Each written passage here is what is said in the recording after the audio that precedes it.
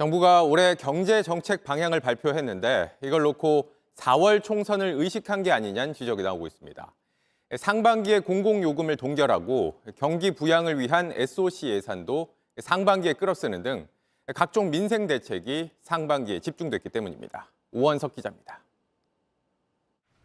정부는 올해 경제 성장률을 2.2%로 전망했습니다. 내리막을 타던 성장률이 소폭 반등하고 물가 역시 2%대에 안착할 거라고 내다봤습니다. 수출이 회복하면서 경기를 이끌겠지만 내수와 건설 경기는 복병입니다. 정부는 내수를 살리기 위해 상반기에 공공요금을 동결하고 이 기간 늘어난 카드 사용액만큼 20% 소득공제를 확대 적용합니다. 또 1분기엔 자영업자에게 전기료 20만 원씩을 지원합니다. 태영건설에서 시작된 PF 부실 사태는 올해도 이어질 전망인데 부동산 연착륙 역시 핵심 과제입니다. 85조 원 이상의 시장 안정 조치와 질서 있는 정상화, 재구조화를 통해 부동산 PF의 연착륙을 유도하고 사업성은 있지만 자금 압박에 시달리는 PF 사업장은 LH가 사들이고 사업성이 없다면 민, 관이 함께 펀드를 만들어 사들인 뒤 정상화한다는 계획입니다. 건설 경기를 살리기 위해 1주택자가 인구 감소 지역에서 집을 한 채 더 사도 1주택자로 간주하는 세컨 홈 정책도 시행합니다. 다만 해당 지역과 조건은 추후 발표할 예정입니다. 건설 투자를 늘리기 위해 SOC 예산도 상반기에 역대급으로 끌어쓰기로 했는데 우려의 목소리도 나옵니다. 올해 상반기에 초기 투자 비용이 많이 들어가는 부동산 건설 또는 SOC 투자를 집행을 한다면 하반기에 세수 부족이 더 커질 것 같다는 생각은 들거든요. 대부분 상반기에 쏠려 있는 민생 정책이 총선을 의식했다는 비판도 나오는데 정부는 선을 그었습니다. 민생의 체감 측면에서 보면은 상반기가 굉장히 어렵다. 그래서 정치 일정과 관계없이 저희가 경제 흐름만 봤을 때 그렇게 판단을 한 것입니다. 연초 윤석열 대통령이 발표한 금융투자소득세 폐지 방안은 이번 경제정책 방향엔 포함되지 않았습니다. JTBC 오원석입니다. 문제는 태영건설에 이어 다른 건설사들이 연쇄적으로 자금난을 겪을 수 있고 이게 금융권 위기로도 번질 수 있다는 겁니다.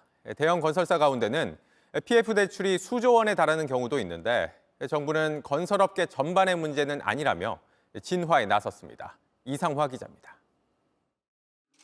금융당국은 태영건설이 워크아웃을 신청한 지 1시간여 만에 브리핑을 열고 진화에 나섰습니다.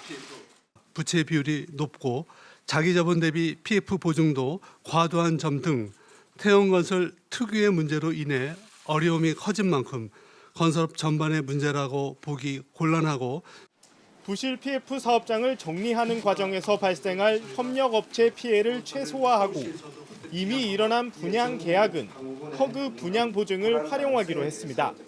하지만 막대한 규모로 PF 대출 보증을 선 건설업계는 이미 초긴장 상태입니다. 다른 대형 건설사들의 PF 대출 보증 잔액 역시 1, 2조 원을 넘나드는데 더 큰 문제는 규모가 작은 중소, 중견 업체들입니다. 여파가 이제 건설업계 전반으로 미치는 거니까 건설업 침체가 심화될 것 같고 중소 건설사들의 PF 상환이 압박이 좀 들어올 것 같은 게 더 큰 문제인 거죠. PF 대출 연체율이 급등하는 가운데 논란 금융권이 대출금 회수에 나설 경우 중소업체들은 직격탄을 맞을 수 있습니다. 돈을 돌려받지 못하면 시장에 자금이 마르는 후폭풍도 우려됩니다. 태영건설의 은행권 대출 규모는 7천억 원에 달합니다. 금융권에서는 워크아웃이 진행되면 일부는 손실이 불가피하다는 분석이 나옵니다. 시중은행 말고도 증권사와 저축은행 등도 PF 대출에 대거 물려 있는데 부실이 본격화할 경우 시차를 두고 실적에 악영향을 미칠 수 있습니다. JTBC 이상화입니다. 서울에서도 강북 지역 최대 규모로 꼽혔던 재개발 공사가 전면 중단되면서 새해부터 입주민들은 입주가 미뤄질 거란 공포에 또 건설 노동자들은 일감이 뚝 떨어져 추위에 떨고 있습니다. 이러다 제2의 둔촌 주공 사태가 벌어진 거 아니냐는 말도 나오는데 먼저 공다솜 기자가 재개발이 멈춰선 현장부터 보여드리겠습니다. 크레인은 멈춰섰고 건물들은 형체도 갖추지 못했습니다. 서울 은평구 2,000세대 규모의 아파트 공사 현장입니다. 올해 안에 주변의 GTX역이 개통될 예정인데다 입지도 좋아 강북 지역 최대 재개발 단지로 꼽혔는데 새해 들어 공사가 전면 중단됐습니다. 지난해 5월 분양 예정이었지만 분양은커녕 공정은 20%를 겨우 넘겼습니다. 조합원 간 내부 갈등이 소송전으로 번지면서 시공사인 현대건설은 공사비 1,800억 원도 못 받고 있습니다. 공사 대금을 한 푼도 지급받지 못한 상태로 공사를 하고 있었습니다. 공사 진행을 계속하려면 조합장 등 의사결정권자가 계셔야 되는데 현재 아무도 안 계신 상태입니다. 공사는 중단됐지만 자재값과 인건비, 이자 등 공사 지연 비용은 계속 불어나고 있습니다. 재작년 둔촌주공 사태 때도 반년 동안 공사가 지연되며 비용은 1조 원가량 늘었습니다. 결국 서울시까지 나섰지만 중재가 언제 마무리될진 미지수입니다. 아파트를 다 지었는데 분양이 안 되는 곳 역시 늘고 있습니다. 서울 강북구의 200여 세대 규모의 아파트는 분양이 시작된 지 2년이 넘었지만 아직도 미분양으로 몸살을 앓고 있습니다.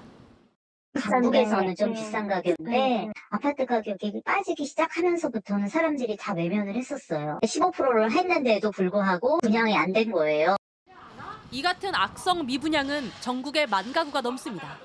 1년 전보다 50% 가까이 급증한 겁니다. 미분양이 길어지면 빚을 내 아파트를 지은 시행사의 부담이 커지고 건설을 맡은 시공사까지 어려워질 수 있습니다. 분양뿐 아니라 인허가, 수주 등 각종 건설 지표가 나빠지는 가운데 PF 부실 위험까지 불거지면서 건설 경기 경고음은 커지고 있습니다. JTBC 홍다솜입니다.